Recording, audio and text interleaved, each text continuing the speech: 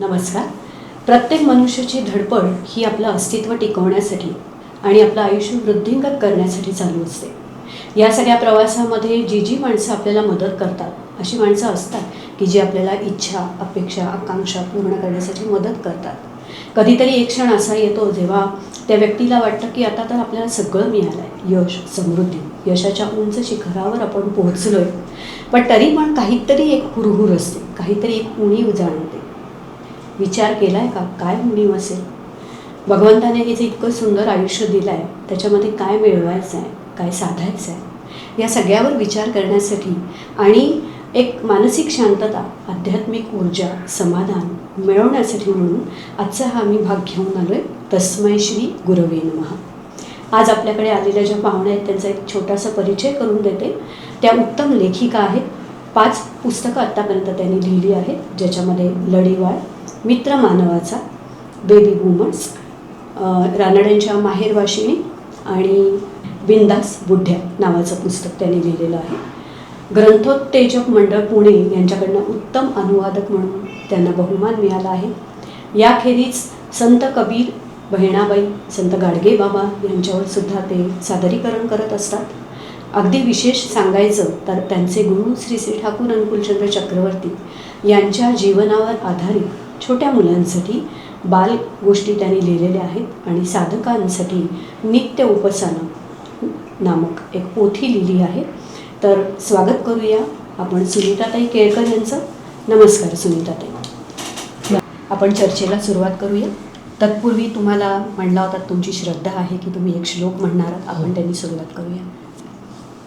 वंदे लोकतिलकं शाश्वतवार्ता विभूषणं अमरकृत्योत्सारणं प्रबुद्धं लोकजीवनं प्रणयप्रमत्तयाग्दीपनं वंदे जीवनजीवनं सत्पुरुषं वंदे पुरुषोत्तमं वंदे पुरुषोत्तमं वंदे पुरुषोत्तमं. छान आहे. चर्चेला सुरुवात करताना मला जाणून घ्यायला आवडेल की तुमचे गुरु श्री श्री ठाकूर अनुकूलचंद्र चक्रवर्ती यांच्याबद्दल थोडक्यात त्यांचं जन्मगाव, त्यांचं लहानपण कसं गेलं, त्यांचा स्वभाव कसा होता, या गोष्टी थोड्याशा तुम्ही सांगितल्या तर आम्हाला ऐकायला आवडेल. माझे सद्गुरू युगपुरुषोत्तम श्री श्री ठाकूर अनुकूलचंद्र हे एक अत्यंत बहुआयामी उत्तम व्यक्तिमत्व लाभलेलं एक व्यक्तिमत्व होतं आणि शिवाय ते विज्ञाननिष्ठ असे संत होते. सागर कसा मावणार या ओंजळीत माझ्या, असं माझं खरं म्हणजे झालेलं आहे. त्यामुळे मी काही बोलण्यापेक्षा माझ्या वाचनामध्ये एक देशबंधू चित्तरंजन दासांनी त्यांच्याबद्दल काय म्हटलं आहे हे आलेलं आहे. देशबंधू चित्तरंजन दास हे त्यांचे शिष्य होते. तर त्यांनी महात्मा गांधींना काहीतरी लिहिलं आहे त्यांच्याविषयी. तर तेच मी वाचून दाखवते जेणेकरून आपल्याला थोडीशी तरी का होईना आमच्या ठाकूरजींच्या बहुआयामी व्यक्तिमत्वाची थोडीशी झलक किंवा कल्पना येऊ शकेल. भारतीय राष्ट्रीय काँग्रेसचे अध्यक्ष देशबंधू चित्तरंजन दास त्यांच्या एका विधानात असे व्यक्त झालेले आहेत. त्यांनी महात्मा गांधींना उद्देशून असं म्हटलं आहे की या जगात मी अनेक महापुरुष पाहिले आहेत, परंतु श्री श्री ठाकूर अनुकूलचंद्र यांच्यासारखी सर्वच बाबतीत असाधारण शक्ती धारण करणारी तसंच इतकी प्रेमळ आणि कृतिशील व्यक्ती मी यापूर्वी कधीही पाहिलेली नाही. माझ्या सर्व व्यवहारांमध्ये सत्याला किती महत्त्व द्यायचं हे मी माझ्या गुरूंकडून शिकलो आहे, म्हणजे श्री श्री ठाकूर अनुकूलचंद्रांकडून. माझी अशी इच्छा आहे की तुम्हीही त्यांच्या सहवासात निदान काही दिवस तरी राहावं. तुमची गरज आणि माझी गरज वेगळी आहे, एकसारखी नाही. तरीही माझ्याकडे पूर्वी नव्हती अशी एक प्रकारची आंतरिक शक्ती त्यांनी मला प्रदान केली आहे. ज्या गोष्टी मला पूर्वी अस्पष्टपणे दिसत असत त्या आता मला अधिक स्पष्टपणे दिसू लागल्या आहेत. यंग इंडिया 16 जुलै 1925 हे विधान CR दास यांनी आपल्या आजारपणाच्या काळात महात्मा गांधींना उद्देशून म्हटलं आहे. महात्मा गांधींनी ते हे विधान यंग इंडियामध्ये नंतर प्रकाशित केलेलं आहे. तर असे हे माझे सद्गुरू श्री श्री ठाकूर अनुकूलचंद्र.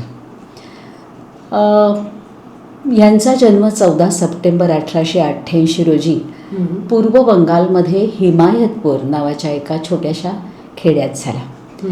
मातेचं नाव त्यांच्या होतं मनमोहिनी देवी आणि पित्याचं होतं श्री शिवचंद्र चक्रवर्ती. अतिशय लोभसवाणं असं रूप त्यांना प्राप्त झालेलं होतं. विशाल डोळे होते, सरळ नाक होतं, गौरवर्ण होता आणि फारच प्रेमळ आणि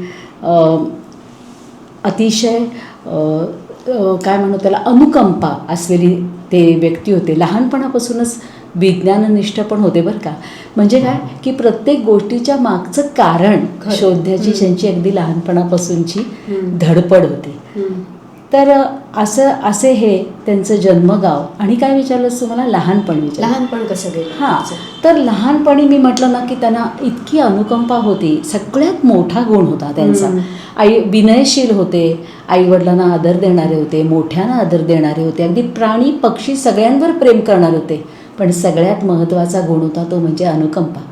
एखाद्या मित्राला जर त्यांच्याकडे त्यांना काही नसेल, पेन्सिल असेल किंवा बसण्याची ती बैठक असते ना ती नसेल किंवा थंडीत तो कुडकुडत असेल तर हे सरळ आपलं काढून द्यायचे. अगदी एकदा तर त्यांनी सगळे अंगावरचे कपडे आपल्या मित्राला काढून दिले होते. हा त्यांच्या लहानपणातला सगळ्यात मोठा गुण असं मला वाटतं, ज्याची शिकवण त्यांनी पुढे अनेकांना दिली. खूपच छान. हे झालं शिक्षण. आता तुम्ही त्यांचं लहानपण, जन्मगाव, जनरल आपण म्हणतो की अनुकंपा वाटणं, हे तर एक खूपच संत महात्म्यांमध्ये अनुकंपा ही असतेच असते. त्याशिवाय ती समाजाची उन्नती आणि लोकांचं भलं करूच शकत नाही. पण मगाशी आपला कार्यक्रम चालू होण्यापूर्वी जेव्हा मी तुमच्याशी चर्चा केली तेव्हा तुम्ही म्हटलात की ते डॉक्टरकीचा त्यांनी अभ्यास केला होता. हो, पण तत्पूर्वी मी तुला एक प्रसंग सांगते या अनुकंपेविषयीचा. अगदी लहान होते, 7-8 वर्षाचे. खूप पाऊस होता आणि एका ओढ्यामध्ये एक मौलवी पडले होते. बरं. म्हणजे वाहत्या ओढ्यामध्ये. आणि अल्लाह अल्लाह मुझे बचाव असे हात वर करून ओरडत होते. हा लहान जाणारा मुलगा अगं बघितला आणि त्याला त्यांच्या लक्षात आलं की अरे कोणीतरी पडले. धाडकन उडी मारली ओढ्यामध्ये आणि त्या मौलवीनं म्हणाले, बाबा तुम्हाला मी घेऊन जातो, तुम्ही काळजी नका करू.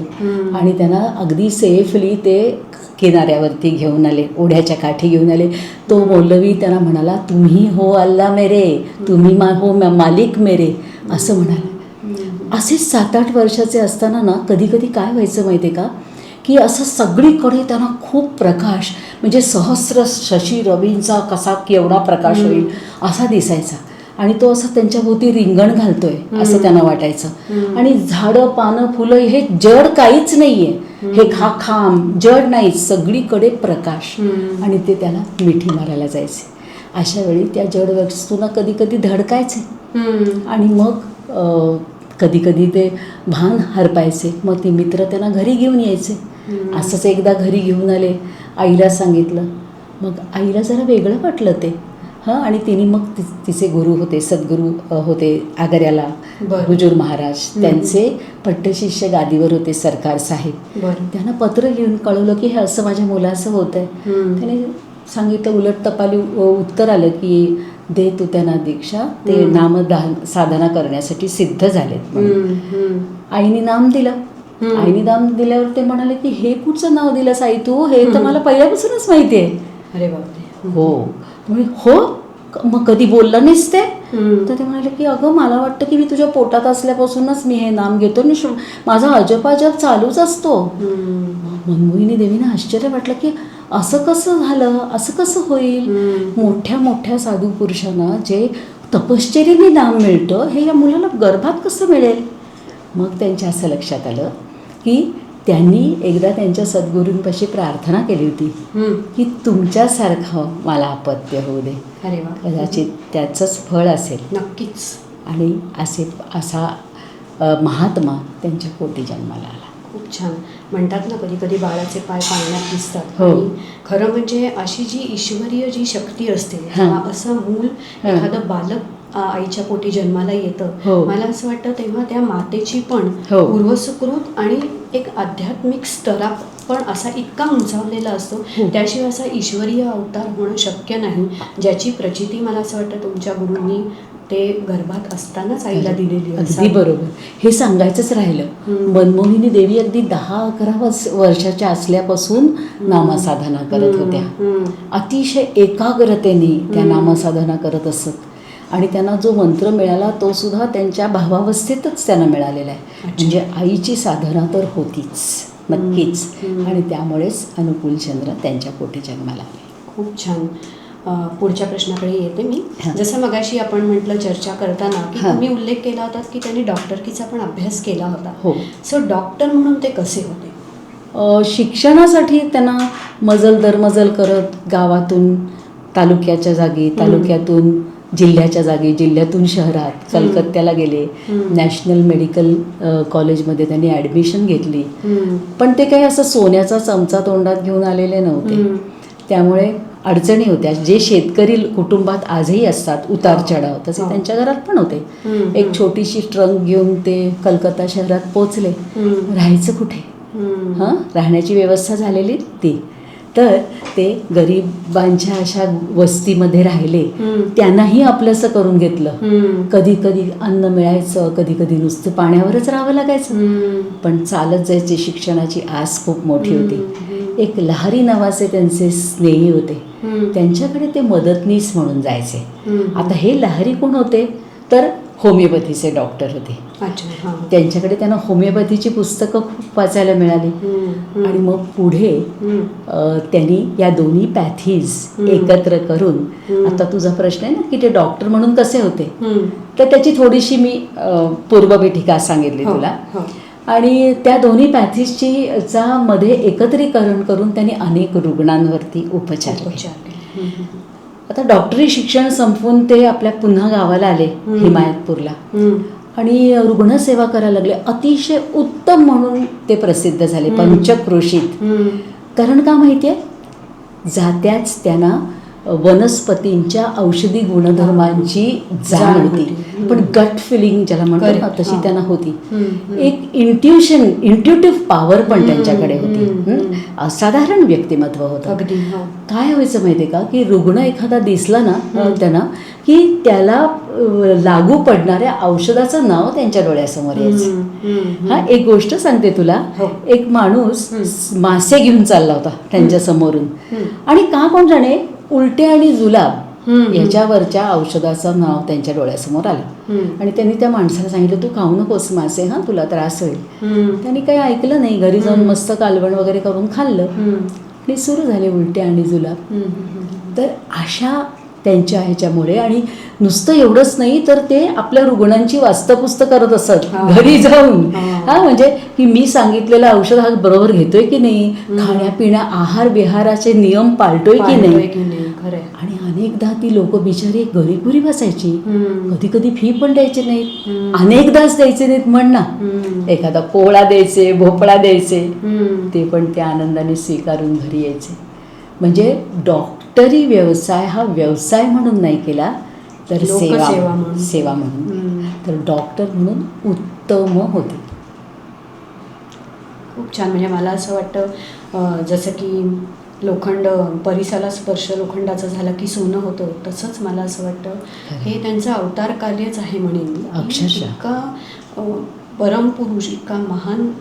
मी डॉक्टर असं फार आपण लौकिकार्थाने डॉक्टर म्हणू, पण जी तुम्ही त्यांची लहानपणाची पार्श्वभूमी सांगितली ती बघता एक असामान्य व्यक्तिमत्व किंवा एक देवतुल्य व्यक्तिमत्व असं असेल. तर मला असं वाटतं येणाऱ्या रुग्णांना फक्त शारीरिक वेदना नाही तर त्यांच्या मानसिक वेदना पण शमत असणार. अगदी बरोबर. याच्याबद्दल म्हणजे शंकाच नाही. अगदी बरोबर. तर पुढचा बोला. बोल. मला असं जाणून घ्यायचं होतं की हे आता डॉक्टर की झालं किंवा त्यांचा ईश्वरीय अवतार झालं, त्यांच्यातले गुण सगळं झालं, असे जेव्हा संत असतात तेव्हा ते समाजाला जोडतातच. खरं आहे. जसं की तुम्ही त्यांचा अनुग्रह घेतलाय याचा अर्थ तुम्हाला काहीतरी त्यांच्यात जाणवलं असणार. नक्कीच. तशीच अनेक लोक त्यांना जोडत गेली. बरोबर. पण त्याच्यामागे त्यांचं एक व्यक्तिमत्व गुण, पण असं काहीतरी ठोस आहे की त्यांनी कसा समाज जोडला, कसं अरे. लोकांना एकत्र आणलं. अगं डॉक्टरी जेव्हा ते करत असत, म्हणजे रुग्णसेवा जेव्हा ते करत होते ना, त्यावेळेला ते अनेक लोकांना भेटले. संपूर्ण समाजाचा एक क्रॉस सेक्शन त्यांनी बघितलं आणि त्यांच्या असं लक्षात आलं की लोक गरीब आहेत, गांजलेले आहेत, व्याधीग्रस्त आहेत आणि या सगळ्या व्याधींचं मूळ त्यांच्या मनामध्ये आहे. त्यावेळेला ब्रिटिशांचं राज्य होतं, तोडाफोडाचं धोरण होतं आणि त्यामुळे लोक फार डिवायडेड होते.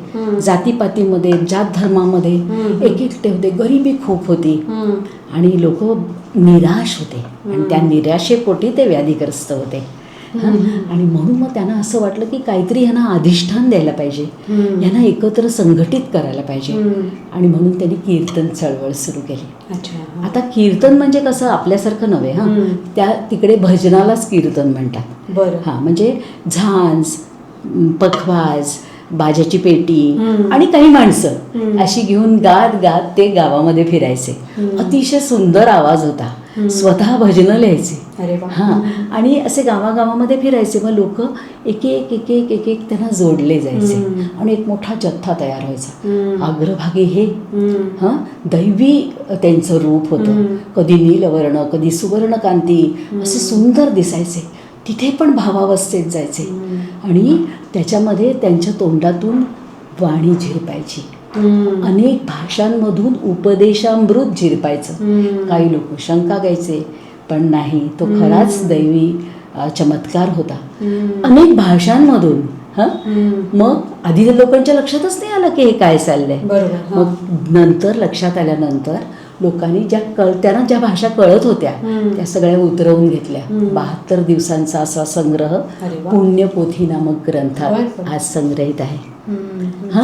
त्याच्यानंतर मग लोक जे जोडले गेले ना, गरीब ते त्यांना कायमचे जोडले गेले. मग सत्संगाची स्थापना झाली आणि मग ह्या लोकांचा उदरनिर्वाह, योगक्षेम बघण्याची जबाबदारी आली त्यांच्यावर आणि ह्या लोकांना एकत्र करून मग त्यांनी सगळं उभारलं. सत्संग आश्रम उभारला, तपोवनसारखी शाळा उभारली, लोकांच्या हाताला काम दिलं. म्हणजे अगदी विटा पाडण्यापासून गोपालन, गोसंवर्धन, शेती, सुतारकाम, तू म्हणशील ते अगदी इलेक्ट्रिकल काम, इलेक्ट्रॉनिक्स, वीज हे निर्मिती, नंतर गावोगाव रस्ते बांधले, विहिरी खोदल्या, लोकांची छपरं साकारली, गरिबांची बरं का, ज्यांना हे परवडत नव्हतं.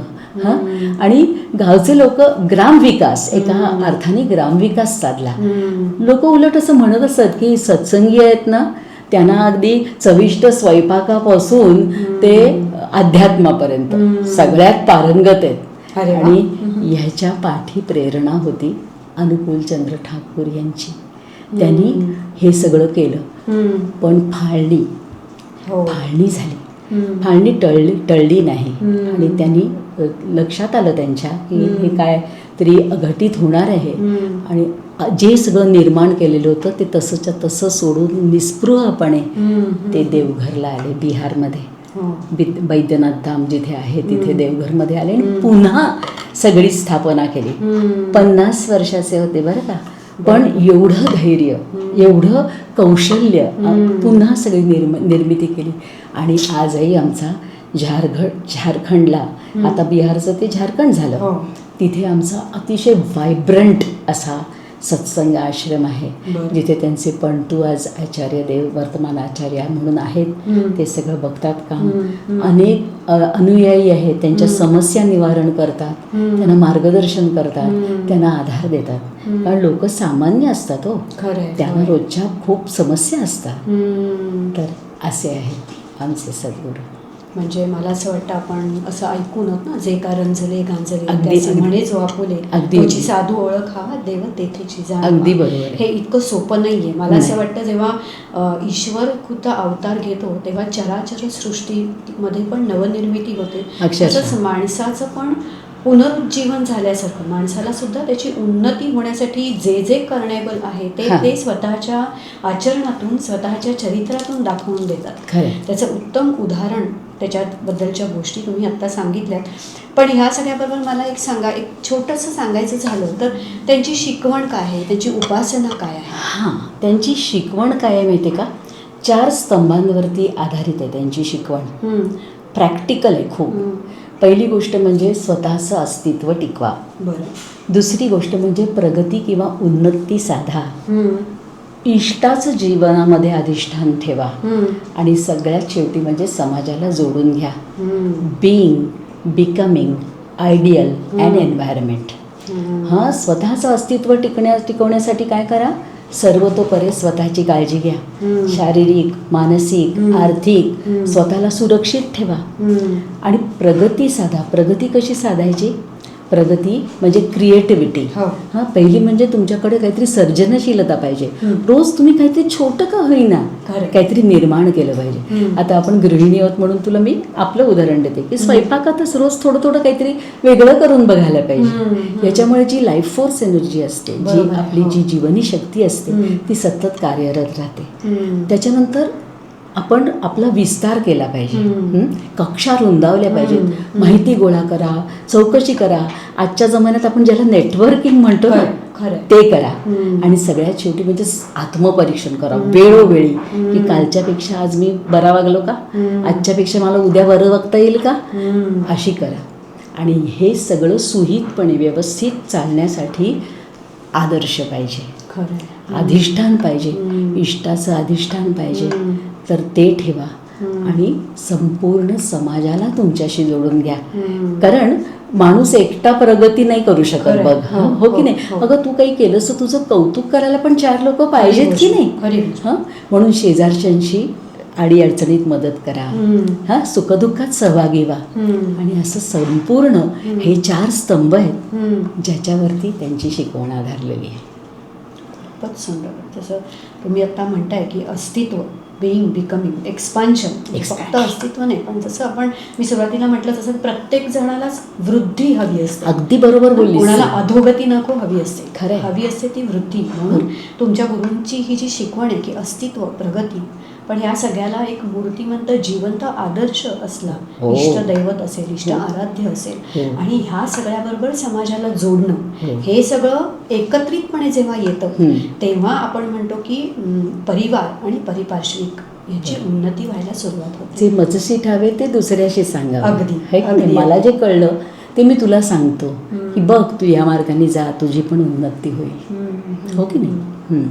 पण मला सांगा, आता छोटासा मी तुम्हाला थोडक्या शब्दांमध्ये, तुम्ही जेव्हा तुमच्या गुरूंचा अनुग्रह घेतलाय तर अगदी एक छोटासा अनुभव तुम्ही सांगू शकाल की तुम्हाला ह्या शिकवणींनी, त्यांचं जे तुम्ही चरित्र वाचन केलं आहे, किंवा मी असं तुमच्या परिचय करून देताना मी बघितलं त्यांच्या जीवनावर आधारित छोट्या मुलांसाठी कथा लिहिल्या आहेत, साधकांसाठी नित्य उपासना नावाची छोटी पोथी लिहिली. त्यामुळे ह्या सगळं करताना ह्या प्रवासात काही ना काहीतरी असा अनुभव नक्की आहे जो तुम्हाला योग्य वाटत असेल तर तुम्ही जरूर आमच्या सगळ्या दर्शकांबरोबर शेअर करावा. अनेक अनुभव आहेत, पण मी एक खूप सांगू इच्छिते. म्हणजे सांगितलं तर विश्वास माझाच बसत नाही खरं सांगायचं तर. ही जी पोथी लिहिली की नाही, तर असंच एक ब्रेनस्टॉर्मिंग चाललं होतं. देवघरमधली लोकं आली होती की महाराष्ट्रामध्ये काय करता येईल लोकांना आवडेल असं. तर मला असं सहज असं माझ्या मनात आलं, काही कारण नाही, की पोथी लिहायला पाहिजे. कारण मराठी लोकांना पोथी वाचायची सवय असते, पण ते तेवढंच राहिलं. मग मला एक दिवस वाटलं की मीच का लिहू नये. आणि असं ज्या क्षणी वाटलं त्या क्षणी समुद्राच्या जशा लाटा येतात तसे लाटांसारखे शब्द माझ्या मनात आले. म्हणजे मी जे फेऱ्या मारत असले ना तरी मला ते खाली बसून ते शब्द लिहावे लागायचे, कारण मला वाटायचं की मी विसरीन हे. असं ते मी लिहून काढलं. आणि अक्षरशः रामनवमी आणि हनुमान जयंती ह्या एवढ्या काळामध्ये 4 भागांमधली छोटीशी पोथी आहे, माझ्या कुवतीप्रमाणे आहे.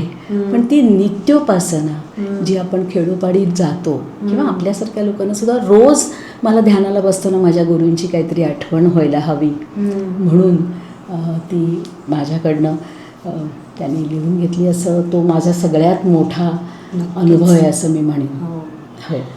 मला असं वाटतं की खूप काही जाणून घ्यायचं आहे तुमच्याकडनं. तर मला आवडेल की परत तुम्ही पुढच्या भागामध्ये जरूर आम्हाला भेटा. आपण खूप तुमचे अनुभव, तुमच्या गुरु आणि शिष्य यांच्या संदर्भातल्या काही गोष्टी असतील, उदाहरणं असतील, जी आमच्यासारख्या सामान्यांना त्याच्याकडनं काहीतरी शिकता येईल, त्याचा उपयोग होईल, हे आम्हाला ऐकायला नक्की आवडेल. तर मला असं वाटतं आत्ताच्या पॉडकास्टची आपण मला जे काही मी आता सुनीताताईंकडनं जे शिकली की एक जिवंत आदर्शाची गरज असणं, गुरु सद्गुरू महाराष्ट्रामध्ये तर आहेतच. जसं तुम्ही बघितलं की मराठी असून सुद्धा त्यांच्या आयुष्यावरती नित्योपासना नावाची पोथी लिहिण्याची प्रेरणा, ती पोथी लिहिणं, पूर्णत्वाला जाणं, याच्यासाठी त्यांच्यावर गुरूंचा अनुग्रह झाला.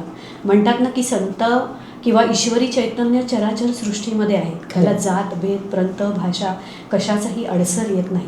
त्याच्यामुळे हाच अनुग्रह सुनीताताई केळकर असतील किंवा आमचे अजून भक्तगण चर्चा करणारे जे असतील त्यांच्याकडनं आम्हाला हे नक्की अजून जास्तीत जास्त स्वरूपामध्ये ऐकायला मिळेल.